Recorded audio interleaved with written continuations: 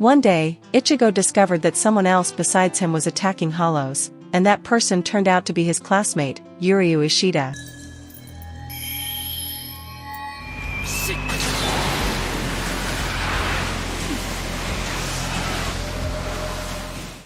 Uryu revealed himself as a Quincy, a group of spiritual beings dedicated to exterminating hollows.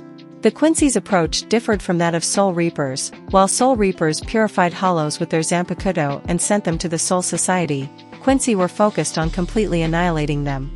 This method of destroying souls was considered to upset the balance of the world, leading to a conflict between the Quincy and Soul Reapers 200 years ago, with the Soul Reapers nearly wiping out the Quincy.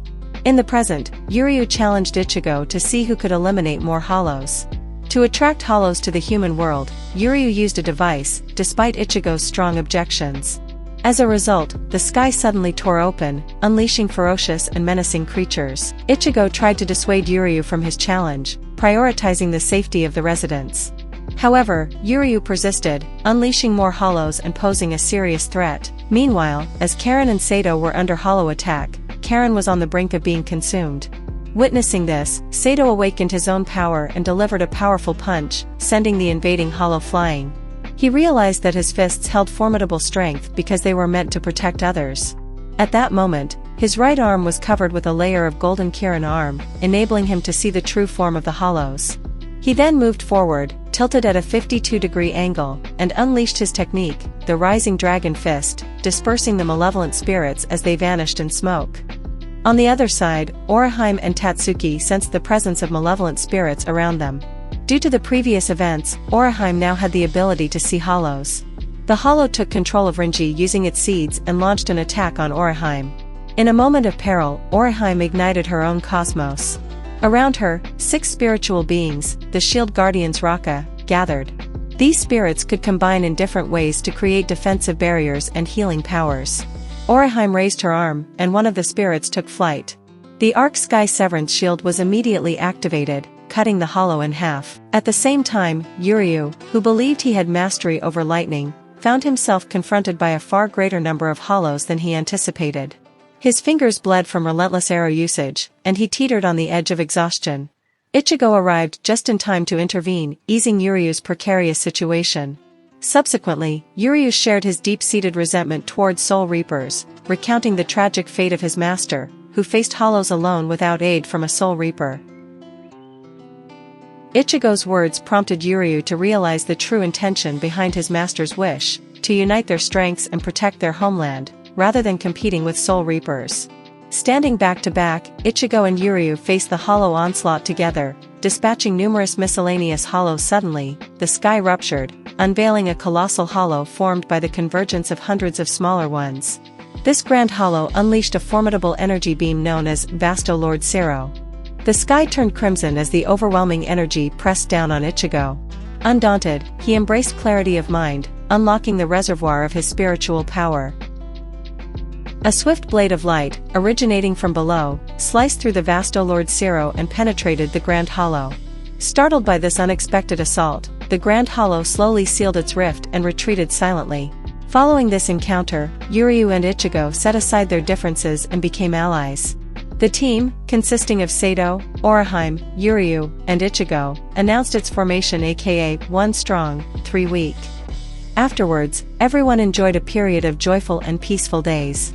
However, Rukia began to sense that her time in the human world was running out. Subsequently, she left behind a farewell letter, expressing her gratitude to Ichigo for his care. As she ran through the streets, thoughts of the precious moments shared with everyone lingered in her mind.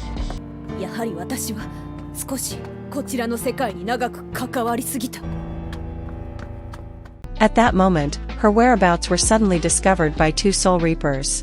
One of them, a red-haired youth, happened to be Rukia's childhood friend, Rinji Aburai. The other, a tall, cherry blossom-themed man, was her brother, Byakuya Kuchiki. Without hesitation, they moved to take Rukia away. However, Rinji's actions were interrupted by an arrow from the arriving Uryu Ishida. After a brief exchange, both sides understood each other's intentions. Proudly stating his name, Ishida declared that he wouldn't allow his opponent to lose without understanding why. The two engaged in a fierce battle that lasted only 300 microseconds, leaving Ishida injured and fallen. Just then, Ichigo arrived at the scene after reading Rukia's farewell letter. He introduced himself as Ichigo Kurosaki, proclaiming that he would defeat his opponents. Similar words, different speakers, marked a vast contrast.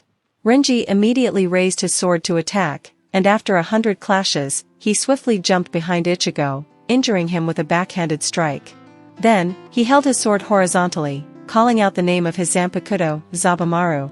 The blade underwent a dramatic transformation, resembling a coiling and twisting snake tail. With this momentum, Renji tore into Ichigo's left shoulder once again. Each Zanpakuto was unique, reflecting its wielder's spiritual energy. Ichigo, heavily injured and kneeling, responded to Rukia's desperate cry. He rose again, emitting a completely different spiritual pressure. Renji barely lifted his head when Ichigo instantly teleported behind him, slashing and injuring Renji. Ichigo's expanding spiritual power astonished the young Renji. In the next moment, Ichigo leaped high into the air, employing his technique, Hungry Tiger Pounces on the Sheep. However, to his surprise, the voracious tiger met no resistance as the sheep remained unharmed. Ichigo's sword had been unexpectedly snapped in half by Byakuya, who revealed himself by breaking the weapon with his bare hands.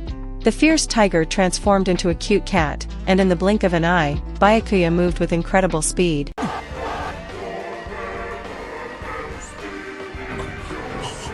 Ichigo lay on the ground, blood splattering around him, unable to get up. To save Ichigo's life, Rukia reluctantly followed Byakuya and Renji back to the Soul Society. Soon after, heavy rain poured from the sky, mirroring Ichigo's despondent mood. Urahara arrived at the scene and proceeded to treat Ichigo and Ishida. He informed Ichigo that Rukia would face consequences in the Soul Society and demanded that Ichigo undergo 10 days of training with him before going to the Soul Society. In the classroom, most had forgotten about Rukia's existence, but Sato, Orihime, and Ishida retained their memories. They decided to work together to rescue Rukia and committed to special training. While Ichigo trained with Urahara, Ishida pursued solitary training. Orihime and Sato, on the other hand, joined forces with a black cat named Yoruchi for their training. Meanwhile, Ichigo underwent a trial to transform into a hollow but managed to access his own inner world under the critical moment. There, he encountered a mysterious figure in black. Guided by this figure, Ichigo unleashed his latent Soul Reaper powers, transforming into a burst of light and dispelling the threat of the hollow. Under Urahara's guidance, Ichigo finally learned the name of his Zanpakuto. The mysterious figure he encountered earlier turned out to be the spirit of his Zanpakuto.